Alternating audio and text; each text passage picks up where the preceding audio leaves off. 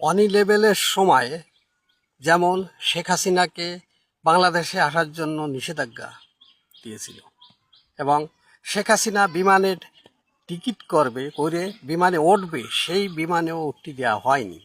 তারপরেও কলি শেখ হাসিনা আইছিল, আসে কলি শেখ হাসিনা সেই তার যে জনপ্রিয়তা সেটা দেখাইল এবং শেখ হাসিনার সাধারণ বাংলাদেশের যে জনগণ আছে তারা লাস্টে ঘাগুতো খেয়ে সেই আমলিগকেই ভোট দেয় এবং এবারও শেখ হাসিনা আসতে চাচ্ছে এবং সরকার নানা অজুহাত দেখাচ্ছে এবং সরকারের সবচাইতে বড় ব্যর্থতা হলো আমলিগকে নিষিদ্ধ করা এবং নিষিদ্ধ জিনিসের পরে মানুষের আকর্ষণ বেশি হয় এবং এই নিষিদ্ধর কারণে আমলিগের জনপ্রিয় আজ তুঙ্গে।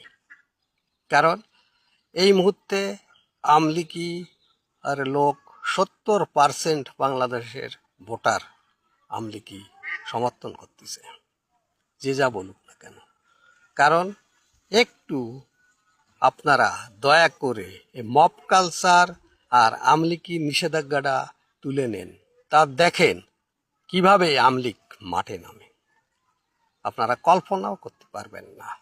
কারণ আমলিগের এই টোপের মুখে আপনার পুলিশ বাহিনী, সেনাবাহিনী এবং বিএমপি, জামাত, এমসিডি, তারপরে আরও যত আপনাদের সংগঠন আপনাদের সাথে আছে, আমলিগ বিরোধী যত সংগঠন আছে, এক তোমার বাদে জাতীয় পার্টি বাদে আর ইনুর যে দলটা, এইটা বাদে আর সব তো আমলিগের বিপক্ষে এবং সব দল এক হয়ে আর দেশের সব রকম বাহিনী এক হয়েও আমলিগের সাথে মোকাবেলা করতে পারবেন না। কারণ আমরা এটা পর্যবেক্ষণ করে দেখতেছি, অতি সত্য কথা।